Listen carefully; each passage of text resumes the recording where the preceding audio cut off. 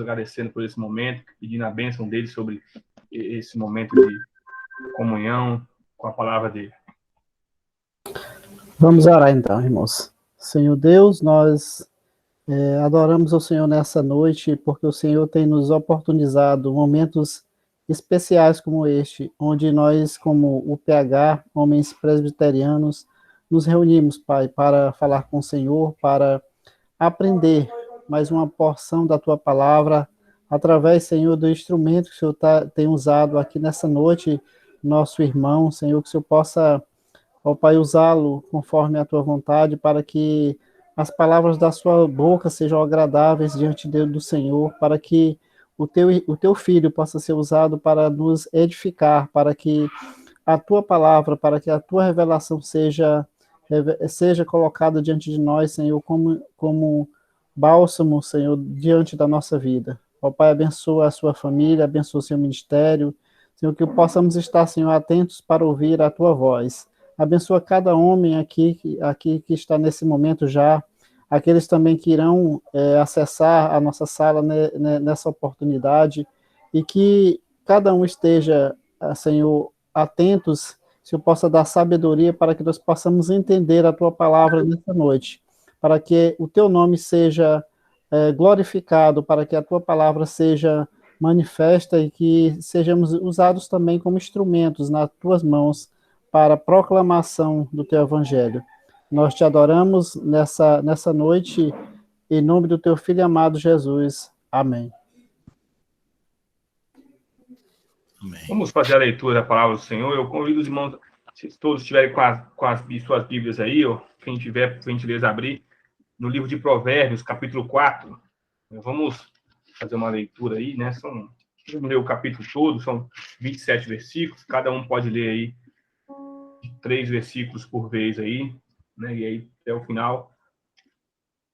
Provérbios, capítulo 4. Eu vou dar início, os que trouxeram a Bíblia vão revezando aí, cada um vai lendo 3 versículos até o final. Amém? Provérbios, Amém. Capítulo 4, versículos de 1 a 27. Vamos lá, então, a palavra do Senhor nos diz assim: ouvi, filhos, a instrução do Pai, e estai atentos para conheceres o entendimento, porque vos dou boa doutrina, não deixeis o meu ensino. Quando eu era filho, eu, em companhia de meu pai, tenro e único diante de minha mãe. Então ele me ensinava e me dizia: retenha o teu coração as minhas palavras, guarda os meus mandamentos e vive. Adquire a sabedoria, adquire o entendimento, e não te esqueças das palavras da minha boca, nem delas te apartes.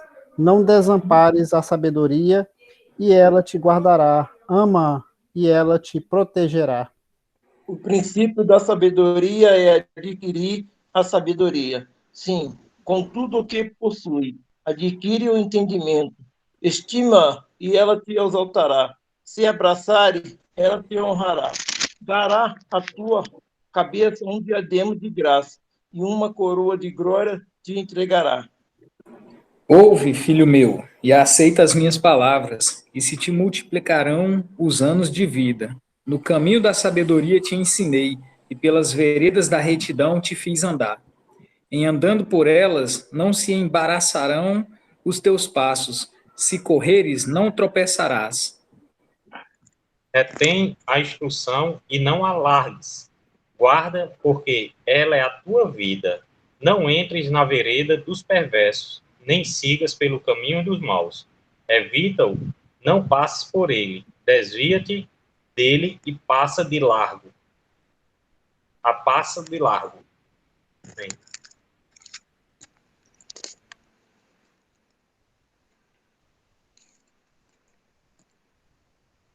Pois não dormem se não fizerem mal, e foge deles o sono se não fizerem tropeçar alguém. Porque comem o pão da impiedade e bebem o vinho das violências.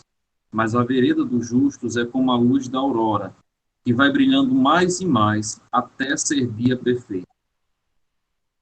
O caminho dos perversos é como a escuridão, nem sabem eles em que tropeçam. Filho meu, atenta para as minhas palavras, aos meus ensinamentos, inclina os ouvidos. Não os deixes apartar-se dos teus olhos, guarda-os no mais íntimo do teu coração.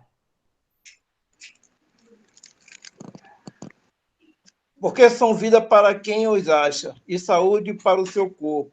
Sobre tudo o que se deve guardar, guarda o coração, porque dele procede as fontes da vida. Desvia-te a falsidade da boca e afasta de ti a perversidade dos lábios.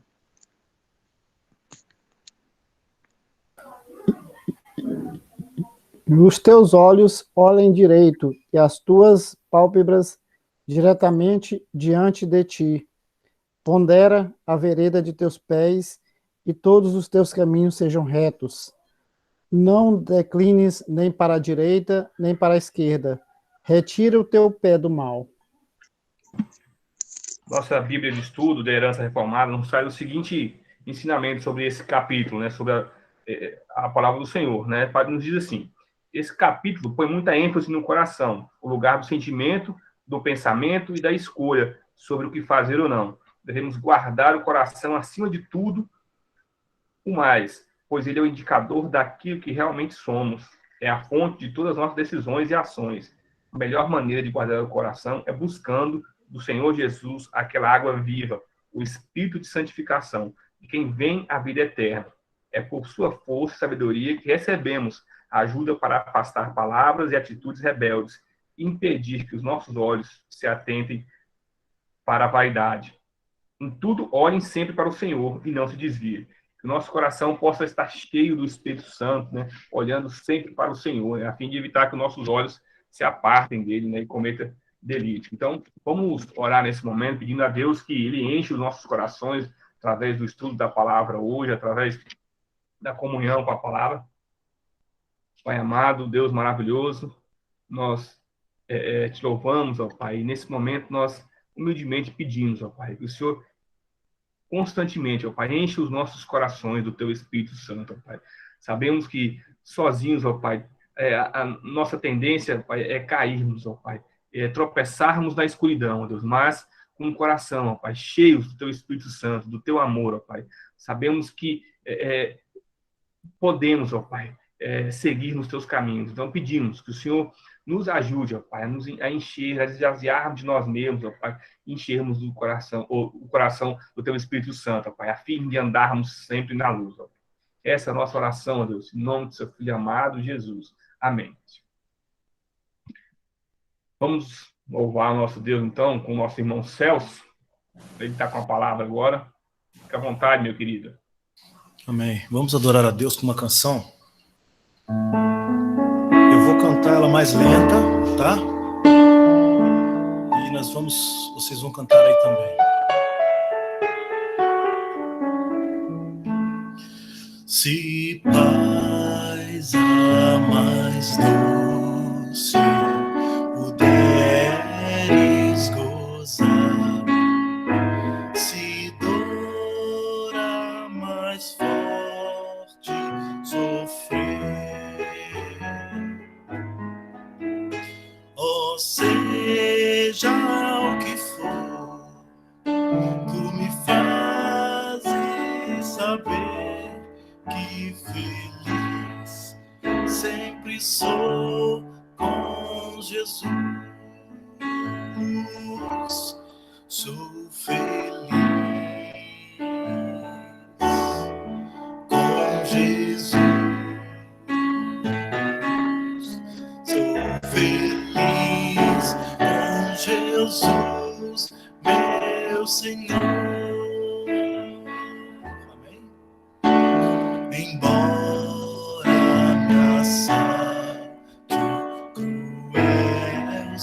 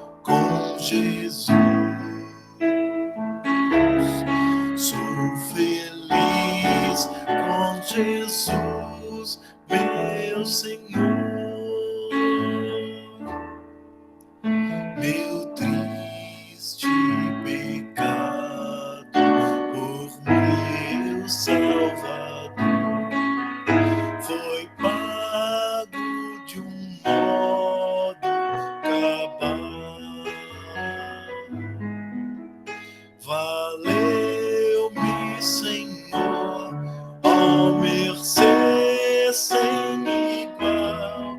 Sou feliz, graças dou a Jesus. Sou feliz com Jesus. Sou feliz com Jesus, meu Senhor. A vinda eu anseio do meu Salvador, que em breve virá me levar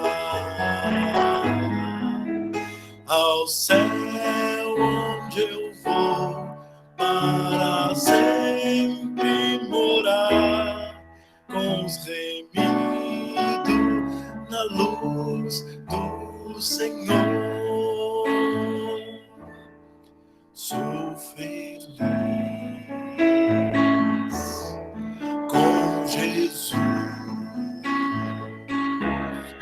Sou feliz com Jesus, meu Senhor. Mais uma vez, sou feliz. Sou feliz com Jesus. Sou feliz com Jesus, meu Senhor.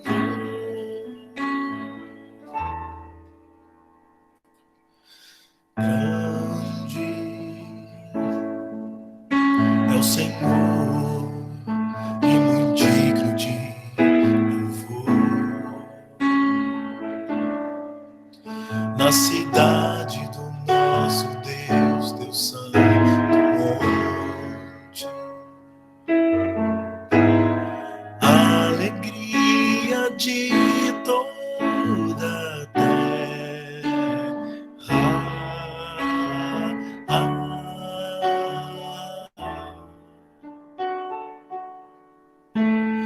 grande é o Senhor em quem nós temos a vitória e que nos ajuda contra o inimigo. Por isso diante dele nos prostramos.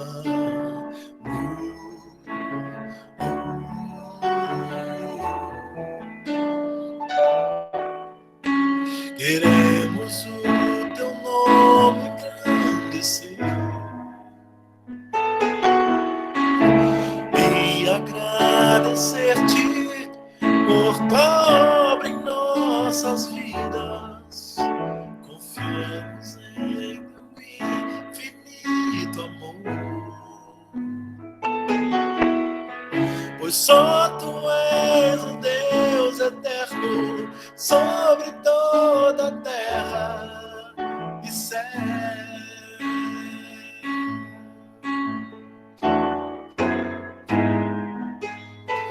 Queremos o teu nome engrandecer e agradecer-te por tua obra em nossas vidas. Confiamos em teu infinito amor, pois só tu és o Deus eterno sobre toda a terra e céu. Pois só tu és o Deus eterno sobre toda a terra e céu.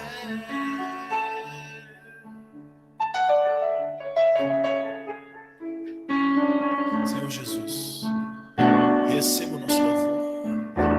Senhor, só o Senhor é digno de todo louvor, toda adoração, toda glória e toda honra. Aleluia, Jesus. Amém. Louvado seja o teu santo nome.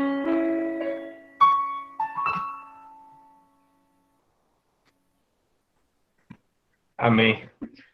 Agora eu vou passar a palavra para o nosso palestrante de hoje. Matheus, seja bem-vindo aí, meu querido. Nosso irmão William Rafael primeiro vai se apresentar, o conterrâneo aí do nosso irmão Alisson aí, né, nos indicou aí, prontamente aceitou o convite. Muito obrigado desde já. E a palavra está com você, meu querido. Fique à vontade. Amém. Queridos, graça e paz, é um privilégio imenso estar participando com vocês desse encontro. Eu creio que, mesmo diante de tantas adversidades que a pandemia trouxe para todos nós, sem exceção, mas tivemos também algumas oportunidades que em outro momento nunca seria possível. E uma dessas oportunidades é rever irmãos de tão distante, pregar a palavra para tantas pessoas que nós não conhecemos. Isso está acontecendo agora com vocês, já aconteceu com outros irmãos de outras igrejas, outros estados também. E eu creio que isso é um privilégio de Deus. Minha gratidão desde já aos irmãos pelo convite, ao nosso irmão Alisson. Alisson é uma bênção na minha vida, nós nos conhecemos em Sertânia no período que eu estive lá, e até hoje temos um contato. Ele é uma bênção na nossa casa, na nossa família, e eu creio que tem sido aí também na vida dos irmãos. Mas hoje, queridos, eu queria convidá-los a abrirem suas Bíblias no livro de Apocalipse. Apocalipse, capítulo 7. Só uma dúvida, os irmãos estão me ouvindo bem? Qualquer falha na conexão, os irmãos me avisam que eu tento resolver aqui. Mas estão me ouvindo bem até agora? Sim, está ótimo. Para mim aqui está ótimo. Pronto. Estamos ouvindo bem. Apocalipse, capítulo 7. Do versículo 9 ao versículo 17. Apocalipse 7, do verso 9 ao verso 17. Eu vou ler o texto, os irmãos com a Bíblia aberta acompanham, e ao longo da nossa reflexão nós vamos observar cada um desses versos. Diz assim: Depois destas coisas vi, e eis grande multidão que ninguém podia enumerar, de todas as nações, tribos, povos e línguas, em pé, diante do trono e diante do Cordeiro, vestido de vestiduras brancas com palmas nas mãos. E clamavam em grande voz, dizendo: Ao nosso Deus que se assenta no trono e ao Cordeiro pertencem a salvação. Todos os anjos estavam em pé, rodeando o trono, os anciãos e os 4 seres viventes, e ante o trono se prostraram sobre o seu rosto e adoraram a Deus, dizendo: Amém. O louvor e a glória e a sabedoria e as ações de graças e a honra e o poder e a força sejam ao nosso Deus pelos séculos dos séculos. Amém. Um dos anciãos tomou a palavra dizendo: Estes que se vestem de vestiduras brancas, quem são? E de onde vieram? Respondi-lhe: Meu Senhor, tu o sabes. E ele então me disse: São estes os que vêm da grande tribulação. Lavaram as suas vestiduras e as alvejaram no sangue do Cordeiro. Razão porque se acham diante do trono de Deus e o servem de dia e de noite no seu santuário. E aquele que se assenta no trono estenderá sobre eles o seu tabernáculo. Jamais terão fome, nunca mais terão sede. Não cairá sobre eles o sol, nem ardor algum. Pois o Cordeiro, que se encontra no meio do trono, os apacentará e os guiará para as fontes da água da vida. E Deus lhes enxugará dos olhos toda a lágrima. Amém. Queridos, vamos orar mais uma vez ao Senhor, e nesse instante vamos clamar que Ele fale ao nosso coração por intermédio de sua santa palavra. Deus bendito, nós te louvamos, ó Pai, nós te agradecemos pelo grande e rico privilégio de, como igreja do Senhor, espalhados por toda a face da terra, nos reunirmos, ainda que virtualmente, para cantar louvores ao teu nome, ler a tua palavra, aprender da tua santa palavra.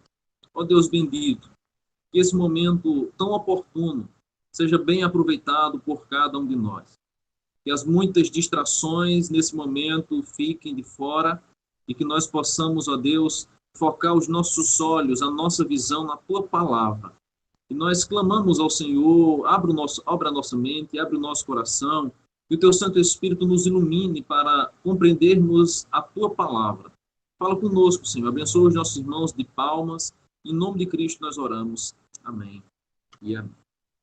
Queridos, o que vem à sua mente quando o assunto é Apocalipse? Eu faço essa pergunta porque já há 2 anos que eu trabalho essa temática, nós estamos expondo esse livro aqui na Igreja da Boa Vista, especialmente com jovens, e logo no início, quando iniciamos a nossa série de reflexões nesse livro, eu fiz essa pergunta, e vez por outra eu torno a fazê-la, e as respostas são as mais diversas possíveis, mas a que predomina é a seguinte: quando falo em Apocalipse, o que me vem à mente é medo. Algumas pessoas dizem, não, esse livro me traz medo. Outras pessoas ainda dizem, não, esse livro fala de pânico. Quando fala em Apocalipse, eu me lembro de terror, eu me lembro de fim de mundo. Eu me lembro de catástrofes, eu me lembro de guerras, de rumores de guerra, eu me lembro de terremotos. Geralmente, a nossa associação ao nome Apocalipse é sempre aquela que muitas vezes é ensinada pelas novelas, pelos filmes, por seriados, ou até mesmo por livros que trazem algum tema relacionado a eventos apocalípticos. E, via de regra, quando se trata de eventos apocalípticos, se fala de eventos que trazem pânico à população, falam de eventos que trazem um grande terror, e nós muitas vezes, ao falarmos sobre esse livro, já colocamos o nosso pressuposto de que esse livro é um livro de pânico, de terror. Mas hoje, pela graça de Deus, embora o nosso tempo seja tão curto, eu quero dizer aos irmãos que esse livro, de maneira alguma, é um livro de pânico, é um livro de terror. Pelo menos não é para nós, que somos filhos de Deus, que temos certeza de salvação, pelo menos assim eu creio na vida eterna, eu creio no céu garantido e preparado pelo Cordeiro para nós. E, desse modo, pelo menos para nós que somos cristãos, que cremos no Senhor, que temos a certeza de vida eterna, esse não é um livro de pânico nem de medo. Muito pelo contrário. O livro do Apocalipse é, na verdade, um livro de esperança. É um livro de ânimo, de encorajamento. É o que nós poderíamos dizer também, é o livro da vitória. Porque nele nós vamos encontrar, no meio dos muitos símbolos, das muitas imagens, das muitas figuras de linguagens utilizadas nesse livro, menções constantes da derrota de Cristo sobre Satanás, da vitória do povo de Deus sobre os povos inimigos e de como nós desfrutaremos eternamente da presença do Senhor. Então, desse modo, irmãos, de forma alguma o livro de Apocalipse pode ser para nós um livro de pânico. É, na verdade, um livro de muita esperança. É um livro que nutre em nosso coração uma expectativa de dias melhores. Não aqui nesse mundo, porque nesse mundo nós não podemos esperar nada de bom, mas no mundo por vir, naquilo que nós encontramos em Apocalipse 21 e 22, como o novo céu e a nova terra. Desse modo, quando nós adentramos nesse livro, nós vamos perceber, irmãos, que esse livro deve mexer, no mínimo, com a nossa visão e o nosso comportamento. Por isso que quando perguntado a respeito de qual tema nós falaríamos hoje, eu sugeri falar sobre construindo uma cosmovisão bíblica a partir da visão celestial. O que eu quero dizer com isso? À medida que nós vamos lendo o capítulo 7 de Apocalipse, nós temos aqui, irmãos, uma visão dos glorificados. Acontece que João estava preso na ilha de Patmos por causa da palavra de Deus. Se você ler o capítulo 1, especialmente o capítulo 4 de Apocalipse, você vai encontrar exatamente esse relato. Por causa da perseguição, por causa da sua posição de apóstolo e por causa da pregação que ele carregava consigo, que ele proclamava, a pregação do Evangelho, a pregação de Jesus Cristo, o apóstolo João foi preso, levado a uma ilha, aonde não haveria mais possibilidades humanas para que ele divulgasse aquela mensagem. Ou seja, na ilha ele não teria contato com outras pessoas. Na ilha ele não teria como se deslocar.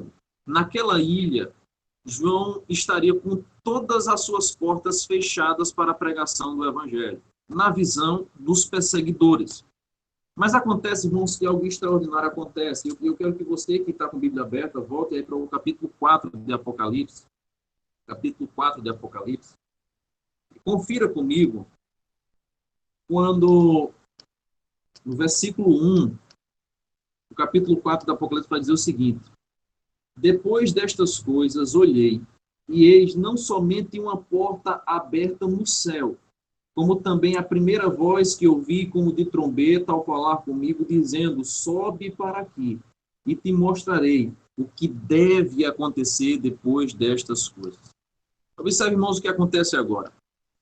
As portas humanas e terrenas estavam fechadas para que João transitasse de uma cidade para outra pregando o evangelho, anunciando o Cristo ressurreto. Mas quando todas as portas se fecham na terra, Deus agora abre para João uma porta no céu. E veja que ele olha e vê uma porta aberta no céu. E logo em seguida, no versículo 2, a menção é: imediatamente eu me achei em espírito, e eis armado no céu um trono, e no trono alguém sentado. Veja, irmãos, que visão extraordinária que o apóstolo João agora tem. Quando tudo se fecha na terra, Deus abre para ele uma porta no céu, e a visão que ele tem dessa porta no céu é uma das mais extraordinárias, ou por que não dizer, a mais extraordinária de todas. Ele vê agora um trono armado, montado no céu. E sentado nesse trono alguém, que ele vai descrever no capítulo 4, nós não vamos tratar sobre esse capítulo hoje. Mas é exatamente nesse contexto de visão. Opa, desculpem aqui, irmãos, caiu o telefone. É nesse contexto de visão que João agora vai começar a narrar para nós tudo aquilo que ele vem visualizando, tudo aquilo que ele vem contemplando, relatado para nós no livro do Apocalipse. Deixa eu me consertar aqui o telefone, que ele não gostou muito da posição e caiu. Muito bem. Estão me ouvindo?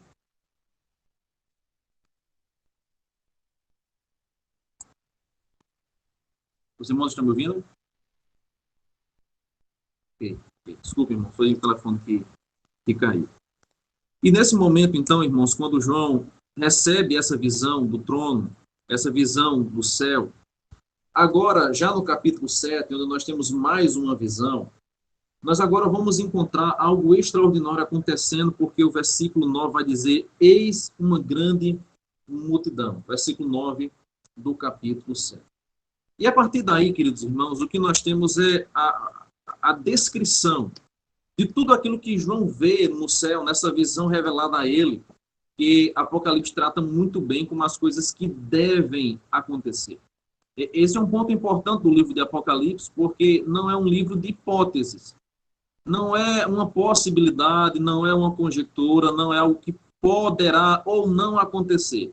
No capítulo 1 e no capítulo 4, a menção é as coisas que em breve devem acontecer. Então, o que nós temos no livro de Apocalipse é, primeiro, uma revelação, segundo, é uma certeza, terceiro, é uma promessa, porque essas coisas irão acontecer, isso é a certeza, isso é garantido, categoricamente afirmado no Apocalipse, e ao mesmo tempo uma promessa a respeito da brevidade da vida de Cristo, são as coisas que em breve devem acontecer. E diante disso, queridos irmãos, diante dessa visão, eu queria, então, a partir daqui, construir com os irmãos uma cosmovisão bíblica. Cosmovisão bíblica é essa que tem como pressuposto a nossa visão celestial. Mas o que seria uma cosmovisão? A cosmovisão, irmãos, diz respeito à nossa visão da vida, à nossa visão do mundo, ou como algumas pessoas até mesmo dizem, é um par de óculos. É a maneira pela qual nós enxergamos a vida.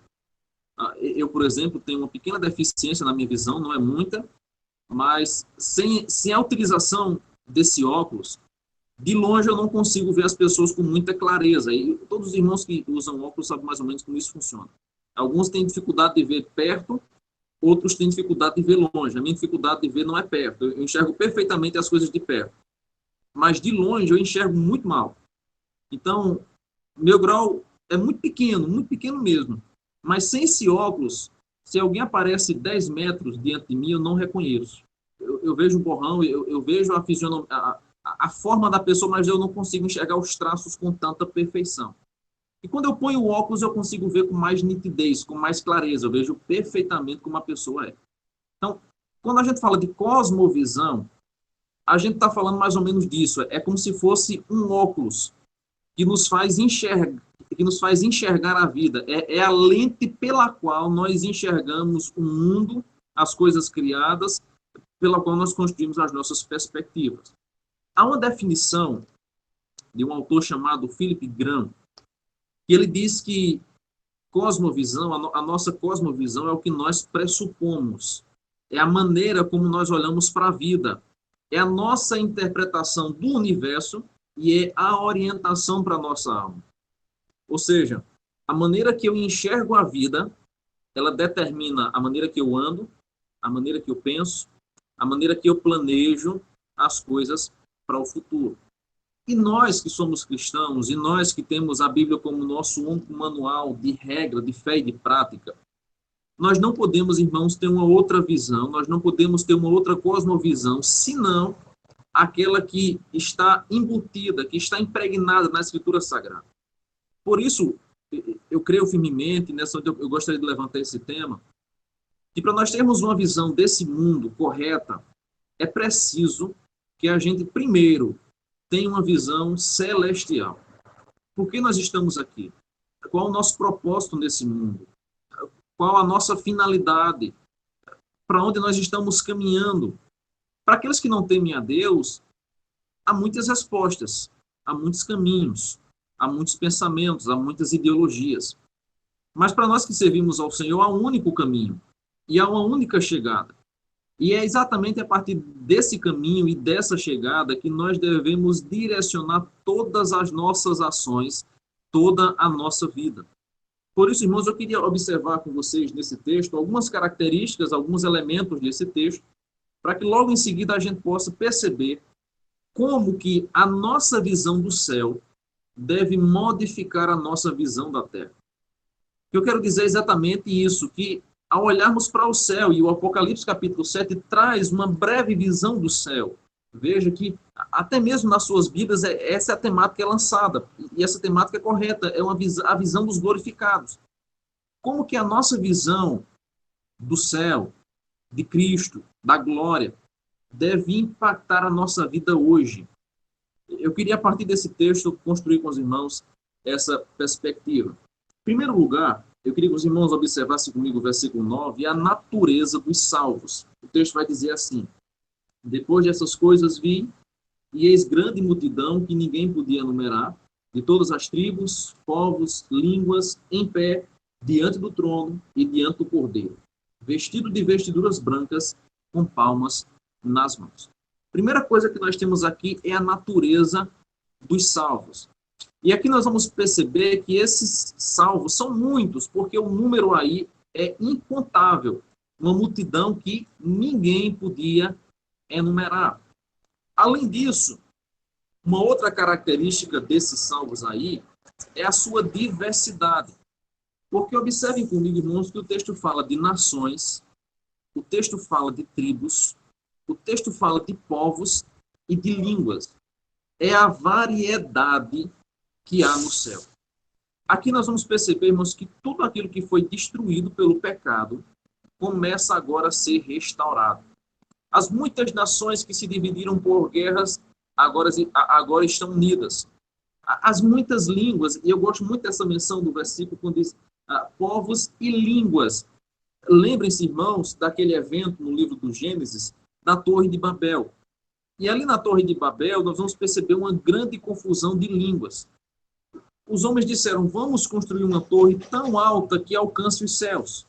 E acontece que Deus não se agrada daquele evento, Deus não se agrada daquela construção, porque se tratava de uma construção idólatra. Eles queriam tomar o lugar de Deus, eles queriam ser grandes, eles queriam ter nome, e Deus não divide a sua glória com ninguém. Absolutamente ninguém pode ser comparado ao Senhor, alto como Ele é, grande como Ele é. O único nome que deve ser reverenciado é o nome do Senhor. Deus, então, diz: isso não me agrada. Desce naquele local, como nos relata o livro de Gênesis, e há uma confusão de línguas. As línguas se dividem. E quando as línguas se dividem, os povos também começam a se dividir de acordo com a língua falada. Mas observe que agora, na visão do céu, aquilo que foi destruído por causa de uma ação pecaminosa, agora é restaurado. Não há mais separação. As nações não se dividem. As línguas não mais se dividem. As tribos, os povos, todos agora estão unidos diante do trono. Mas, além disso, o texto nos fala que havia ali vestiduras brancas. Isso, irmãos, refere-se à santidade ou à pureza daqueles que estavam nos céus. Eles lavaram as suas vestiduras no sangue do Cordeiro. Essa é uma menção interessante, porque as vestiduras brancas remetem à santidade, remetem à pureza. É exatamente esse aspecto que é retratado do céu. No céu não entra pecado, no céu não entra mácula, no céu não entra absolutamente nada que desagrade ao Senhor. É lugar de santidade, é lugar da habitação do Santo Deus. E ninguém pode chegar diante da presença de Deus com as suas vestiduras sujas. É lugar de santidade. Mas não apenas a pureza dos salvos é vista nesse texto, nós vamos observar também, irmãos, que o texto nos fala sobre uma atitude de vitória, porque o texto vai nos dizer aí que eles estavam com palmas nas mãos. Veja o finalzinho do versículo 9, com palmas nas mãos. E palmas nas mãos, irmãos, entenda, não é aquela atitude de acompanhar os cantos, como nós muitas vezes fazemos. Algumas igrejas fazem, outras não, mas não se refere a aplaudir. Palmas nas mãos é uma referência a galhos de palmeiras nas mãos. Nós vamos encontrar isso lá no livro de Levíticos, capítulo 23, versículo 40, quando ali naquele local o Senhor institui a festa dos tabernáculos, ou a festa das cabanas. A festa das cabanas consistia em o povo se reunir durante 7 dias e habitar em cabanas, deixar suas casas e morar nas cabanas por 7 dias. E durante esse período havia muita festa, havia muita celebração, porque era uma festa que lembrava a libertação de Deus do Egito.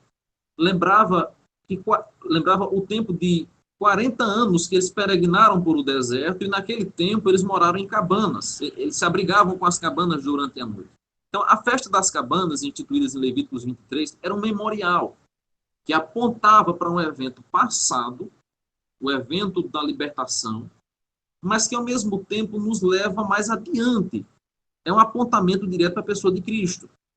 Porque quando a gente chega em João, capítulo 12, versículo 13, os irmãos que desejarem conferir podem assim fazê-lo, nós vamos encontrar Jesus entrando em Jerusalém, montado no jumentinho, e a maneira pela qual ele foi recepcionado foi as pessoas com palmas nas mãos. Então, tanto lá em Levíticos 23, como agora em João capítulo 12, o que nós temos é um evento de celebração, uma recepção calorosa, celebrando a vitória. Em Levíticos, a vitória sobre o deserto, sobre o Egito. Em João capítulo 12, a vitória da chegada do Messias. E agora, irmãos, no Apocalipse, o que nós temos é a vitória final. Porque tanto em Levíticos, no Antigo Testamento, como em João, no Novo Testamento, eles celebravam vitórias, mas vitórias transitórias, vitórias passageiras. Todavia, o que agora nos é narrado em Apocalipse capítulo 7 é uma vitória eterna, ou é o que nós chamamos de a vitória final. Tudo aquilo que antes apontava para a vitória, Levíticos, em João, no Antigo e no Novo Testamento, agora se cumpre cabalmente, completamente. Por isso que eles estão de vestiduras brancas, com palmas nas mãos. Isso significa que eles foram transformados, foram completamente santificados, foram purificados e estão celebrando diante de Cristo, diante do Cordeiro, a vitória concedida por Deus. É esse o aspecto de palmas nas mãos, é uma atitude de festa. Agora, a festa das cabanas durava apenas 7 dias. Essa festa, ela dura por toda a eternidade. E isso é o que deve nos chamar a atenção desse texto. Mas uma segunda característica, irmãos, desse texto também, é a ação dos salvos. No versículo 9, nós temos a natureza, de onde eles vieram, quem eles são, o aspecto da santidade. Mas agora, do versículo 10 ao versículo 12, nós temos a ação desse salmo. Vejam comigo, por gentileza, Apocalipse 7, versículo 10 ao versículo 12. Versículo 10 diz assim: E clamavam em grande voz, dizendo: Ao nosso Deus, que se assenta no trono, e ao Cordeiro pertencem à salvação. Todos os anjos estavam em pé rodeando o trono, os anciãos e os 4 seres viventes, e ante o trono se prostraram sobre o seu rosto e adoraram a Deus. Observem comigo, irmãos. A expressão que aparece no versículo 10, na parte A, é e clamaram a Deus. Eu quero que os irmãos entendam que, no grego, no texto original do Apocalipse, essa expressão clamar em alta voz, ela não é uma referência a clamor de alguém desesperado. Às vezes nós usamos muito essa expressão e nós encontramos algumas expressões no Novo Testamento de clamor, mas como uma referência a alguém desesperado. Não é essa a expressão. A expressão clamaram em alta voz, no grego, é a mesma expressão que aparece em João capítulo 12, que aparece em Mateus capítulo 21, versículo 9, versículo 15, que traz consigo a ideia de júbilo, de grito alto. Essa é a ideia. Para que a gente não construa aqui aquela ideia de que eles agora estão diante do trono clamando como se estivessem sofrendo.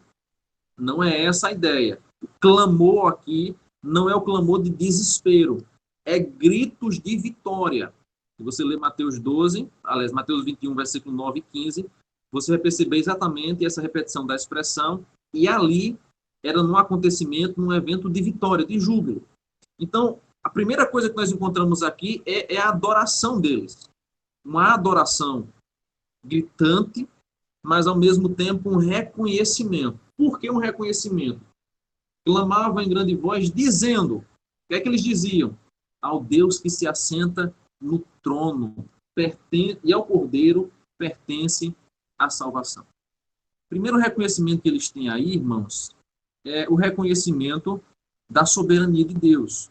É o que se assenta no trono. E isso faz toda a diferença, irmãos, na construção da visão dos glorificados para a igreja perseguida, porque lembrem-se, os irmãos, que Apocalipse foi o livro da revelação, revelado ao apóstolo João, mas depois enviado às igrejas. No começo de Apocalipse, capítulo 1 ao capítulo 3, nós temos as 7 cartas às igrejas da Ásia. E é interessante que, na menção às cartas às 7 igrejas, capítulo 1 ao 3 de Apocalipse, o Senhor deixa bem claro, dizem a igreja. Era a revelação que deveria ser lida igreja em igreja. Esse livro não ficou privado, esse livro foi publicado, esse livro foi espalhado, esse livro foi lido por todos os lugares possíveis. E imagine, irmãos, como seria a recepção dos crentes perseguidos com esse livro. Lembrem-se, Apocalipse é escrito num contexto de perseguição. João estava sendo perseguido no momento que Apocalipse foi revelado a ele, foi escrito. E de que maneira, então, aqueles irmãos, ao receberem essa revelação, iriam ser confortados e animados, passando por tanto sofrimento? A primeira menção que o texto diz é que os salvos no céu reconheciam aquele que estava sentado no trono. E isso tem uma ligação direta com o Império Romano, com os muitos imperadores carrascos que assumiram o império, que assumiram o trono durante muitos anos, por séculos. Porque enquanto... Desculpe, irmãos, mais uma vez, caiu aqui, deixa eu tirar a capinha. Enquanto, irmãos, que os imperadores perseguiam a igreja, enquanto que os imperadores matavam os cristãos, e nós temos, inclusive, relatos de imperadores que chegaram a queimar os cristãos, de modo que eles eram perseguidos nas arenas, eles eram perseguidos... Eu vou segurar na mão, tá? Tá ruim aqui a conexão. Eles eram perseguidos nas arenas, eles eram perseguidos nos locais de reunião que eles se encontravam. Os imperadores chegavam ao ponto de praticar um empalamento quando eles colocavam estaca atravessando os cristãos, depois passavam pista e colocavam-os para queimar nas praças, para iluminar as noites. Muitos cristãos eram lançados na arena para os leões comerem. Outros cristãos eram amarrados em cordas e as cordas eram amarradas em touros para que ficassem correndo pela cidade, eles ali seriam arrastados até a morte. Muitas eram as perseguições que eles enfrentavam por causa de Cristo. E João agora, ao dizer que os salvos estavam adorando aqueles que estavam assentados no trono, ele está dizendo o seguinte: o trono do imperador, os muitos imperadores que perseguiram a igreja, esse trono humano, ele é passageiro. Ele não interfere no trono celestial. Os homens carrascos, os homens malignos podem até deter o poder humano por um tempo, mas há um Deus que se assenta no trono, que é soberano e sobre o qual não há ninguém maior. Então, vejam que essa é a visão e esse agora é o clamor ao Deus que se assenta no trono. Esse é o verdadeiro soberano. O domínio de César, o domínio de Herodes, o domínio de qualquer outro imperador carrasco que perseguiu os cristãos, de nada se compara ao domínio do Deus eterno que criou os céus e a terra. Então, dessa forma, essa palavra, essa revelação, é sim uma palavra de conforto, de consolo para a igreja. Porque é mais ou menos o seguinte, João está dizendo mais ou menos o seguinte nessa visão: queridos, olhem para o verdadeiro soberano, tirem os olhos do imperador humano, tirem os olhos dos perseguidores aqui desse mundo, porque o nosso verdadeiro juiz, o nosso verdadeiro dono, o nosso verdadeiro soberano está sentado num trono não construído por mãos humanas. O trono que o nosso Deus está sentado está armado no céu. E absolutamente ninguém pode controlar, pode mover, pode detê-lo. Essa é a visão, esse é o clamor. Eles reconhecem a soberania, mas eles reconhecem também a salvação, porque eles dizem ao Deus que se assenta no trono, e eles mencionam a salvação, e ao Cordeiro pertencem à salvação. Eles agora contemplam, irmãos, o aspecto do livramento. E esse é o livramento. Eles foram perseguidos, eles foram maltratados, mas agora o Cordeiro que se assenta no trono concede, garante para eles a salvação. Mas um outro aspecto interessante que eu queria que você observasse comigo é que o versículo 11 vai nos mencionar que não é apenas os homens que estão adorando a Deus. Veja comigo o texto, por gentileza, o versículo 11.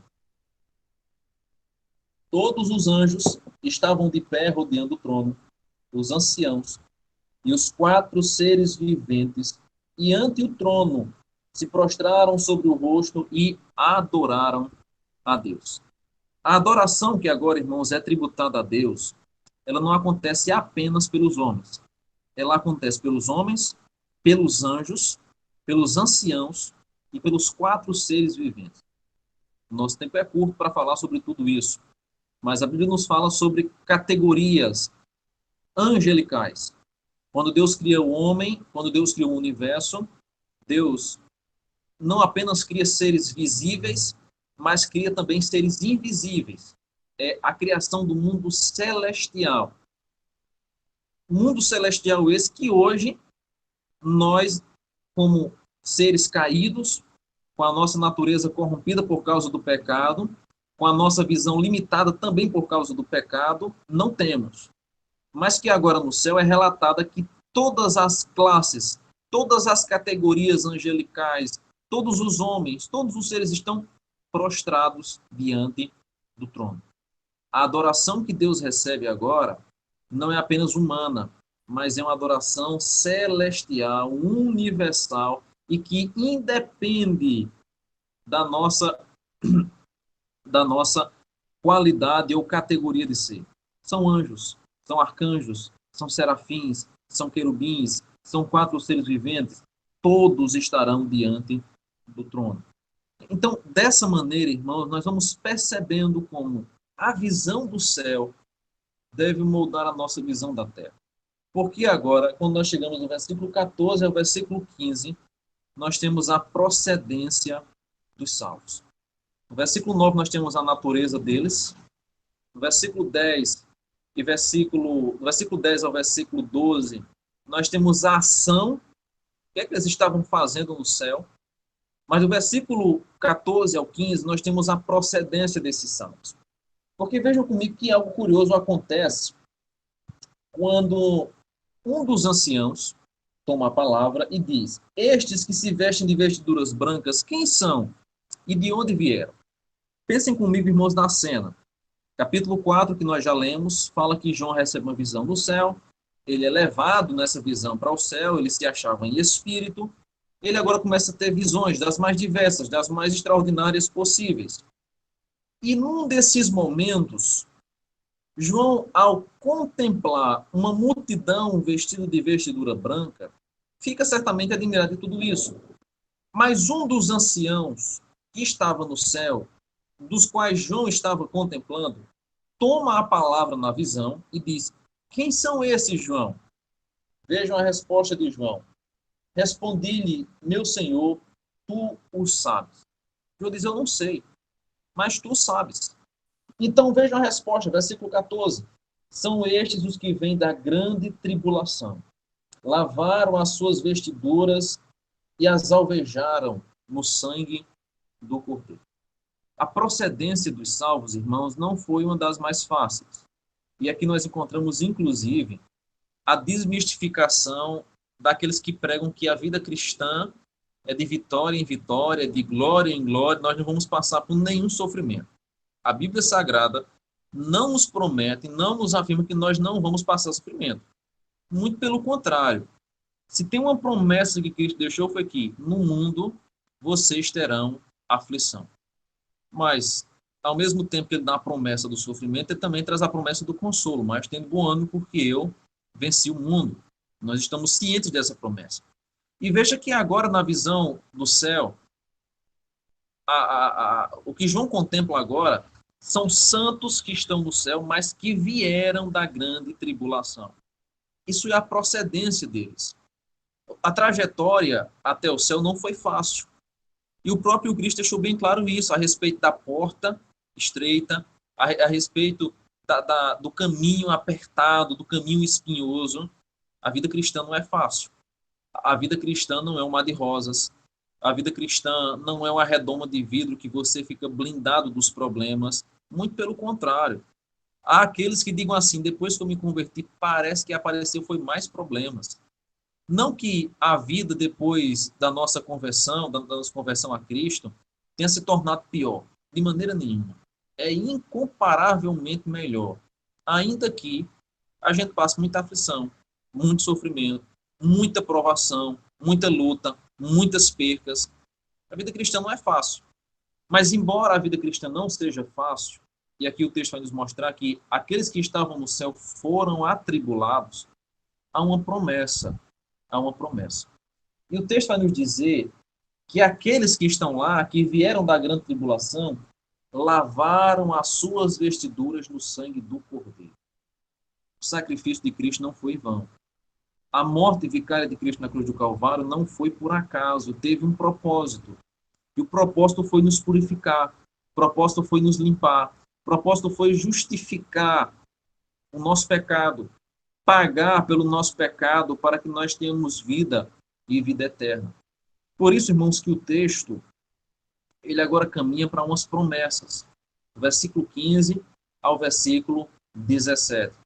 Aqueles que estão no céu foram atribulados, é verdade. Passaram dificuldades, muitas. E eu apenas menciono para os irmãos o exemplo do próprio João. João morreu naquela ilha por causa do Evangelho. O apóstolo Paulo foi decepado. A sua cabeça foi cortada por causa do Evangelho. O apóstolo Pedro foi crucificado de cabeça para baixo por causa do Evangelho. Estevão, irmãos, foi apedrejado também por causa do Evangelho.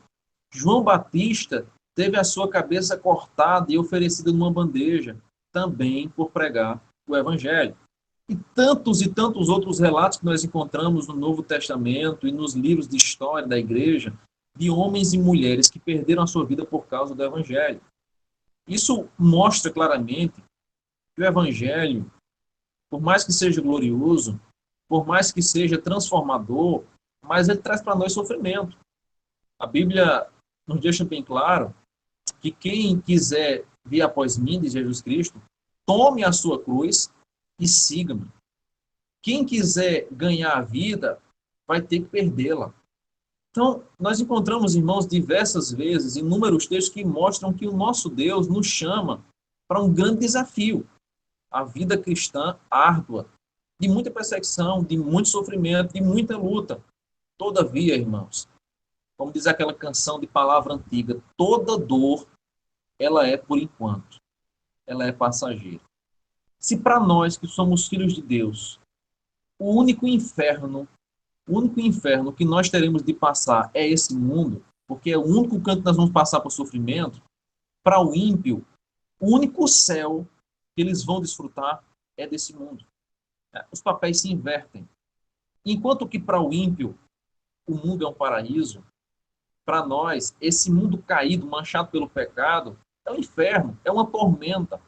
Porque o nosso céu está preparado, está prometido, e nós não nos fixamos nesse mundo, nós não almejamos coisas desse mundo, os nossos olhos estão adiante. Entendem o porquê da construção de uma cosmovisão bíblica a partir de uma visão celestial? Porque agora, quando a gente chega no versículo 15 ao versículo 17, nós vamos encontrar o texto dizendo o seguinte: razão porque se acham diante do trono de Deus e o servem de dia e de noite. Observem esse aspecto. E o servem de dia e de noite. Deus não criou o homem para viver ocioso. Eu sei que muitos dos irmãos têm raiva da segunda-feira. Nós amamos o final de semana e não gostamos muito da segunda-feira. Há exceções. Mas, geralmente, quando vai chegando a segunda-feira, vai ficando naquele clima morgado, a gente já vai pensando na longa semana que tem pela frente, de muito trabalho, de muita luta, de muito cansaço. Isso se dá por causa do pecado. Porque em Gênesis capítulo 3, a Bíblia nos diz que quando o homem caiu, a terra passou a produzir espinhos e abrolhos. O trabalho que outrora era fácil se tornou difícil, se tornou pesado, se tornou cansativo. E Deus diz mais: do suor do teu rosto comerás o pão. Ou seja, o alimento que antes era obtido com muita facilidade, por causa da queda, agora passa a ser obtido com muita dificuldade, com muita luta, com muito suor. Eis a razão pela qual a gente muitas vezes não gosta muito da segunda-feira, da semana de trabalho. Mas, na verdade, irmãos, Deus é o criador do trabalho. E a gente precisa sempre lembrar isso. Às vezes, eu encontro muitas pessoas do mundo dizendo o seguinte: quem criou o trabalho foi o diabo. Isso é mentira. Quem criou o trabalho, quem deu funções ao homem, quem deu faculdades mentais, intelectuais, físicas e emocionais ao homem para trabalhar, foi o próprio Deus na criação. O problema é que o pecado maculou, o pecado manchou, o pecado deturpou o propósito da criação.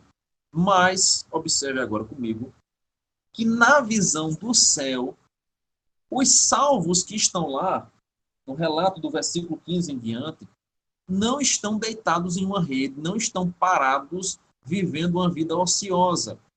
Eu não sei quantos irmãos se lembram, mas muitos dos desenhos que passavam na minha infância, que eu assisti na minha infância, sempre que retratava alguma coisa a respeito do céu, a imagem que se tinha era de anjos tocando harpas e as pessoas deitadas em uma rede ou deitadas em uma poltrona, ou seja lá o que for.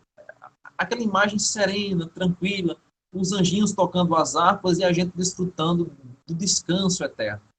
Mas, na verdade, quando Deus criou o homem, antes mesmo da queda, Deus já dá ao homem algumas funções. Lembrem-se, Gênesis 1 e capítulo 2. O homem tinha a função de cultivar o jardim, o homem tinha a função de dar nome aos animais, o homem tinha a função de cuidar da terra. Não havia pecado, Gênesis 1 e 2, mas havia trabalho. E quando agora nós chegamos na menção ao céu, diz o texto aí, que aqueles que estão diante do trono, versículo 15, se acham diante do trono e servem a Deus, sabe quando? De dia e de noite, no seu santuário. Ou seja, o céu é um local de atividade. O céu é um local que não tem pausa, que não tem descanso no sentido humano, no sentido figurativo humano. O céu é um lugar de adoração, de culto ao Senhor. Mas não será um culto semanal, não será uma reunião mensal, será uma atividade diária. A grande diferença é que, hoje, as nossas atividades podem ser cansativas, maçantes, enfadantes, enfadonhas, mas no céu, estar na presença do Senhor, cultuar ao Senhor, estar na presença de Deus louvando a Ele, será algo prazeroso e não tem fim. Esse é o aspecto interessante de dia e de noite. Agora observe, irmãos, que algumas promessas começam a ser feitas, e aqui nós concluímos. Porque o texto vai dizer o seguinte: e aquele que se assenta no trono estenderá sobre eles o seu tabernáculo. Os irmãos já leram o Antigo Testamento, especialmente o livro de Números e de Levíticos. Os irmãos sabem muito bem qual era a figura do tabernáculo, o que o tabernáculo representava. Mas agora, no céu, nos é dito que Deus estenderá o seu tabernáculo. No céu não há presença de templos, não há presença de igreja física, de uma construção humana. Não haverá mais necessidade de no céu ter bancos, de no céu ter paredes, de no céu ter um local reservado para adorar ao Senhor, porque no céu nós desfrutaremos da presença total, plena e gloriosa do nosso Deus. O Cordeiro, veja como diz o texto, ele habitará conosco, ele estenderá sobre nós o seu tabernáculo, haverá um ajuntamento. Esse, irmãos, é o aspecto da comunhão. E essa é a primeira promessa lançada aqui, a comunhão com o Senhor que será eterna. Não apenas isso, uma segunda promessa que nos é dita agora é que jamais terão fome. O texto nos fala sobre a promessa de uma saciedade. E é bem verdade, irmãos, que nesse mundo nós temos fome, nós temos desejos de muitas coisas. Não apenas de alimentos, mas de coisas outras que nós desejamos, que nós almejamos. O desejo de uma casa, o desejo de um bom carro, o desejo de férias, o desejo de uma boa picanha, né? O Alisson falou aí no início da picanha. A gente muitas vezes deseja, a gente tem aquela vontade de apreciar, de degustar um bom alimento. Mas é verdade também que nem sempre as nossas condições nos permitem isso. O ideal, o nosso desejo seria comer picanha todo dia. Mas como a gente nem sempre tem condição, a gente come pé de galinha, a gente come o fígado, a gente come uma carne de segunda, de terceira. Enfim, é a realidade da vida. Mas observe, irmãos, que até mesmo nessas pequenas coisas que envolvem o nosso dia a dia, o texto agora nos fala que eles nunca mais, jamais, terão fome. Isso é uma promessa de saciedade. Nós não sentiremos falta de mais absolutamente nada. Mas a terceira promessa que nós encontramos agora é que o texto vai dizer o seguinte, versículo 16, não cairá sobre eles sol, nem ardor algum. Nós encontramos, irmãos, o reflexo dessa promessa lá no livro de Êxodo. Lembram quando o povo estava caminhando no deserto, naqueles 40 anos de caminhada?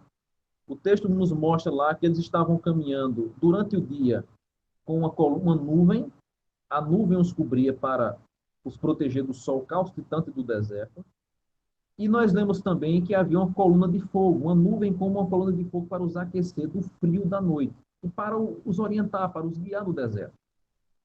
Aquele evento lá de Êxodo não foi por acaso.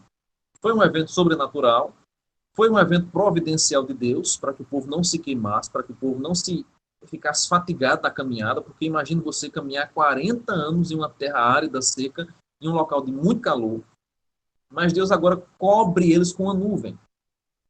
Aquele evento já apontava para algo futuro, bem como aquela caminhada. Assim como o povo caminhava no Egito, caminhava no deserto rumo a Canaã, nós hoje caminhamos nesse mundo rumo ao novo céu e nova terra. E o aspecto da provisão, do cuidado de Deus, também tem reflexo durante a eternidade, porque diz o texto que no céu não cairá sol, nem cairá ardor algum. Esse é o aspecto do alívio. Deus vai nos aliviar, irmãos, de toda dor, de todo incômodo. Não há doença, não há defeito, não há impossibilidades que no céu entrem. Haverá haverá pleno alívio no céu, na presença do Senhor. Mas, em quarto lugar, a quarta promessa que nós encontramos agora está no versículo 17, porque diz assim: e o cordeiro que se encontra no meio do trono os apacentará e os guiará para as fontes da água da vida. Irmãos, observem comigo que visão e que ilustração maravilhosa e extraordinária. Ou você é pastor, ou você é ovelha. Não há como ser ovelha no aspecto animal e pastor no aspecto humano ao mesmo tempo. Mas observem que Apocalipse menciona que vai ser o cordeiro que vai nos guiar, que vai nos conduzir. Como é isso? O que é que o texto quer nos dizer com isso? Certamente, irmãos, essa é uma referência à completa humanidade e espiritualidade de Cristo no céu. Quando Cristo ressuscitou, ele não ressuscitou apenas espiritualmente, como pregam os gnósticos. Quando Cristo ressuscitou, ele não ressuscitou apenas em vulto, uma alma ressuscitada. Não. Lembram de Tomé, lá em Lucas capítulo 19? Jesus disse: olha, Tomé, toca nas minhas mãos, aperta nas minhas mãos e vê as marcas. Quando Cristo ressuscitou, a única coisa que ficou lá no túmulo foi as suas vestes, as suas roupas. Mas ele ressuscitou fisicamente, completamente. E ele está no céu com a sua natureza humana e a sua natureza divina. Ele está pleno no céu. Dessa forma, Apocalipse agora vai nos dizer que o Cordeiro vai nos apacentar. Veja que figura extraordinária. Um cordeiro que apacenta as ovelhas. É a imagem do cordeiro pastor. Somente Cristo pode receber esse título. Somente Cristo pode receber essas duas naturezas, essas duas funções e cumpri-las cabalmente, perfeitamente e plenamente no céu. O cordeiro vai apacentar e vai nos guiar para as águas de descanso, semelhante ao que acontece, que nos é dito no Salmo 23. É essa a missão, é essa a ideia. É o pastor nos conduzindo para o refrigério, não temporal, mas eterno. E, finalmente, irmãos, no versículo 17, o texto acaba dizendo o seguinte: e Deus enxugará dos olhos toda a lágrima. É assim que esse texto conclui. Com o Cordeiro enxugando dos nossos olhos toda a lágrima. A nossa vida ela é marcada por sofrimento, por dor e pelo seu choro. Nós choramos por causa do sofrimento, nós choramos por causa das percas. E quantos de nós, nesse período de pandemia, perdemos amigos, familiares, conhecidos, amigos. Nós choramos porque nós sentimos a dor na pele, no corpo, nós temos doenças, nós choramos porque nós nos decepcionamos, nós choramos porque muitas vezes nós não encontramos esperança, nós não conseguimos enxergar o futuro. São muitos os motivos que nos levam a chorar, a prantear, sentimentos dos mais diversos. Mas agora a promessa é que Deus enxugará dos olhos, não é apenas algumas lágrimas, não é apenas alguns sofrimentos, diz o texto, Deus enxugará dos olhos toda a lágrima. Não haverá mais um motivo, pequeno que seja, para chorar no céu. Deus vai enxugar dos nossos olhos toda a lágrima. É a promessa de consolo. Entendem, irmãos, porque agora esse livro era um livro de consolo, de esperança para a igreja perseguida. Por mais que naquele momento eles estivessem sendo tão perseguidos e sofrendo tanto por causa do evangelho, mas a promessa que eles agora encontram nesse livro é a promessa de consolo. Deus vai enxugar nossas lágrimas. Deus está contemplando nosso sofrimento.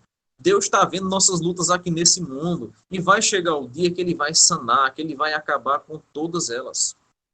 Por isso, irmãos, eu concluo dizendo que a nossa visão do céu, ela muda a nossa visão da terra. O que nós aprendemos com isso?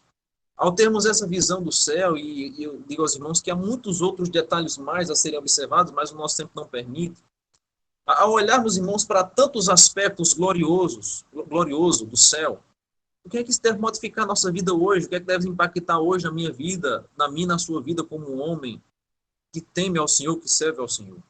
Primeiro, irmãos, isso deve mudar a nossa visão de relacionamento. A Bíblia nos fala que no céu havia povos de todas as tribos, de todas as línguas, de todas as raças, nações estavam dentro do Cordeiro. O fato de que no céu não haverá separação, não haverá divisão, isso deve cultivar hoje em nós o aspecto da unidade, da comunhão. Aquilo que nós seremos amanhã no céu, ou futuramente no céu, deve motivar hoje a nós como igreja do Senhor. Porque nós estaremos no céu unidos uns com os outros, sem distinção de raça, de cor, de estilo, de placa de igreja. Isso deve motivar hoje o meu comportamento com os meus irmãos, a andar em comunhão, a estar mais unido, a termos uma visão mais amorosa, mais misericordiosa, mais compassiva do nosso próximo. Segundo, irmãos, isso deve mudar a visão que eu tenho com o ministério que Deus me deu. Ao nos chamar, ao nos eleger, Deus concede a cada um de nós dons e talentos que devem ser usados para o seu trabalho. Eu gosto muito de uma expressão de um teólogo chamado Wayne Grudem, quando ele diz o seguinte: Deus não nos concede dons para ser utilizado como um colar. Deus não lhe concede uma habilidade para você colocar no seu pescoço e sair mostrando, olha, eu tenho essa habilidade aqui, eu ganhei essa habilidade. Não. Quando Deus nos dá um dom, ou um talento que seja, ele nos dá para que seja utilizado em benefício do corpo de Cristo, em benefício do nosso semelhante, que até mesmo não faz parte do corpo de Cristo. Então, se Deus me deu um dom de liderar, de interceder, de hospedar na minha casa, o dom da hospitalidade, se Deus me deu o dom de pregar a palavra, se Deus me deu a habilidade para cantar, para louvar, eu devo utilizar tudo isso para a glória do nome dele. Não para o meu envaidecimento pessoal, nem também devo guardar para que fique ali reservado apenas para mim, é para ser usado. Porque observe que o texto nos menciona que os servos estavam de dia e de noite diante do trono servindo ao Senhor. Ou seja, no céu nós vamos servir ao Senhor dia e noite. Isso é um estímulo para que hoje nós não cessemos o nosso serviço ao Senhor. Nada deve empatar, nada deve impedir o nosso trabalho ao Senhor. Veja, nem mesmo a pandemia é capaz de empatar, de impedir isso. Nós devemos continuar ativos, trabalhando para o Senhor.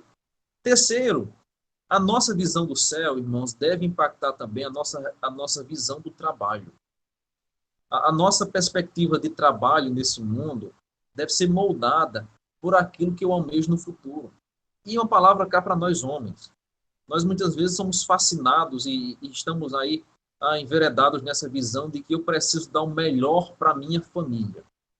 Só que muitas vezes o melhor para a minha família, que eu e você muitas vezes temos como concepção na nossa mente, é uma melhor casa, é um melhor carro, é uma melhor faculdade, é uma melhor escola, é um melhor conforto para a família. Só que na perspectiva divina, o melhor que eu posso dar para a minha casa, para a minha família, é a presença de Deus. É a verdade de Deus. É a instrução da palavra de Deus. É os conselhos da palavra de Deus. Então, eu devo ter uma visão diferente do meu trabalho. Eu devo ter uma visão diferente das minhas funções fora da igreja também. Além disso, irmãos, a nossa visão do céu deve modificar também a nossa visão com respeito ao sofrimento. O sofrimento nesse mundo, especialmente o sofrimento para o cristão, não é porque Deus é injusto. Não é porque Deus se esqueceu de nós ou porque nós estamos até mesmo em pecado.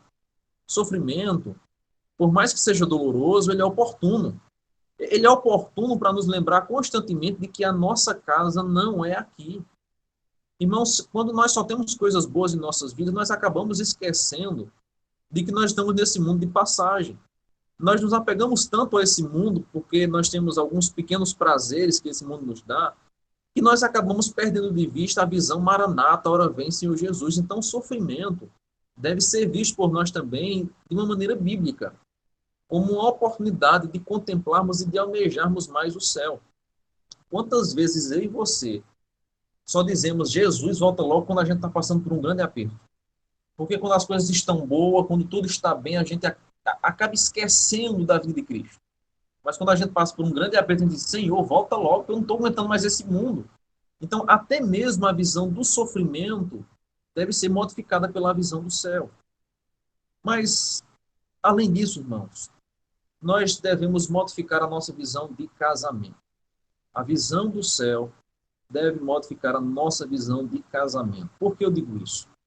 O livro de Gênesis começa com um casamento, a união de Adão e Eva. O ministério de Cristo começa como? Transformando água em vinho na cerimônia de um casamento. E o novo céu e a nova terra, a menção à vinda de Cristo nada mais é do que a menção também de um casamento, o encontro da noiva com o noivo. De Gênesis a Apocalipse. O começo e o fim da história nesse mundo, ela é traçada por um casamento. O casamento que nós teremos com Cristo durante a eternidade. O encontro que nós teremos com o Senhor. A vida que nós teremos de união, de comunhão no céu, deve modificar também a forma como nós nos relacionamos com nossas esposas, com nossos filhos, com nossos parentes. Porque se no céu eu estarei em plena comunhão com o Senhor, se no céu o casamento eterno com Cristo será perfeito, por que que hoje a minha casa, muitas vezes, tem sido um inferno, tem sido uma perturbação? Eu devo realinhar a minha visão de casamento, eu devo realinhar a minha visão de família. Eu devo construir na minha casa, eu devo construir no meu lar um ambiente de paz, um ambiente de harmonia, porque se eu caminho para o céu, se eu almejo pelo céu, eu devo começar a construir a partir de hoje isso na minha vida. No meu trabalho, no meu casamento, nos meus planos, nas minhas expectativas que eu tenho para o futuro. Quantas vezes, irmãos, a gente vai fazer um planejamento, mas a gente não leva em conta que esse plano pode ir por água abaixo se Jesus voltar. E quantas vezes a gente não coloca nos nossos planos essa perspectiva, esse almejo? Quantas vezes nós não encravamos na cabeça de nossos filhos que nós devemos almejar a vinda de Cristo porque esse mundo é mau, porque esse mundo é passageiro, porque esse mundo não tem nada de bom para nos oferecer? Irmãos, eu desejo do fundo do meu coração que nessa noite a visão do céu modifique a nossa visão da terra. Porque quando nós construímos uma cosmovisão a partir do céu, tudo o que a gente faz aqui nesse mundo é modificado. Porque eu ando, eu falo, eu penso, eu leio a Bíblia agora a partir de uma cosmovisão diferente. Não aquela moldada pelo mundo, mas aquela moldada pela Bíblia que nos fala sobre um novo céu e uma nova terra. Que Deus nos abençoe, queridos. Que Deus aplique essa palavra ao seu coração e nos ajude a sermos homens dispostos a mudarmos a nossa visão a partir daquilo que nós enxergamos no céu. Que Deus, assim, abençoe a cada um de vocês. Muito obrigado pela oportunidade. Desculpem aí se eu extrapolei o tempo, mas foi um privilégio estar com vocês. Passar a palavra para o presidente ou para o irmão que estiver dirigindo essa noite. Amém, meu irmão. Louvado seja Deus pela oportunidade de podermos ouvir a palavra do Senhor tão abençoada, né? Que Deus possa estar enchendo os nossos corações da vontade dele, né? Que possamos mudar realmente a nossa visão de terra, né? Baseada na nossa visão de céu, né? Então, que nós possamos nos concentrar naquilo que realmente é eterno, né? Que é a vontade do Senhor. Meu querido, nós já agradecemos mais uma vez pela oportunidade, pelo aceite do convite, né? Nós estamos aqui no Tocantins, já faço o convite, não sei se você já conhece o Tocantins, mas não conhece, nossa igreja está de portas abertas aqui para receber, né? Você já tem o irmão Alisson e nós também nos dispomos a estar recebendo você aqui em nossas casas. Eu acho que você não vai ter passado tanto calor assim como eu passei hoje. Hoje foi um dia, pelo menos aqui em casa, que eu não botei o pé na rua hoje, só estudando aqui no mestrado. Realmente hoje fez muito, mas muito calor. Problema com frio, de frente fria, não sei como está aí na sua região, mas problema com a frente fria você não vai ter aqui não, viu? Aqui é muito quente também, Recife é absurdamente quente. Mas de vez em quando chove aí, né? Chove. Aqui está longe de chover ainda, né? Vai mais uns 2 meses ainda para agosto, setembro, outubro, só para cair uma chuvinha aqui, né? Eu agradeço a presença dos irmãos. Assim eu encerro a nossa programação, foi uma bênção. Deixa eu Caso os irmãos queiram fazer alguma pergunta para o nosso irmão aí também, fiquem à vontade aí. Vou deixar a palavra para vocês aí. Alguém quer fazer alguma colocação, alguma pergunta?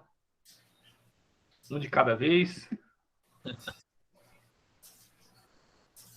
Sendo assim, eu vou pedir ao irmão Alisson que faça uma oração, que a gente vai estar encerrando o nosso momento aqui de comunhão com a palavra, de louvor e adoração ao nosso Deus. Amém. Soberano Deus, Pai amado, graças te damos, Senhor, por mais esse momento de comunhão, unidos com nossos irmãos em Cristo Jesus, Pai. Te agradeço pela tua palavra, Senhor. Nos faz mudar nosso modo de vida, nosso modo de ver, Senhor, nesse mundo, conforme a visão do teu reino, Senhor, do teu trono, Senhor. Nos ajuda a caminhar, nos capacita para te servir e te adorar em espírito e em verdade. Eu te agradeço por tudo, pela vida do missionário William, do seminarista William. Abençoa aquela família, a família dele, Senhor, seus pais e toda a nossa família, Pai. Em nome do teu Filho Jesus, abençoa também a construção do nosso templo, que está bem adiantado, mas com todas as dificuldades, mas tu tens suprido. Graças te damos, Pai. Nos dá uma boa noite na presença do teu santo Filho Jesus Cristo. Amém. Amém. Amém, Jesus. Então, estamos encerrados. Amanhã temos reunião de oração, viu, meus queridos?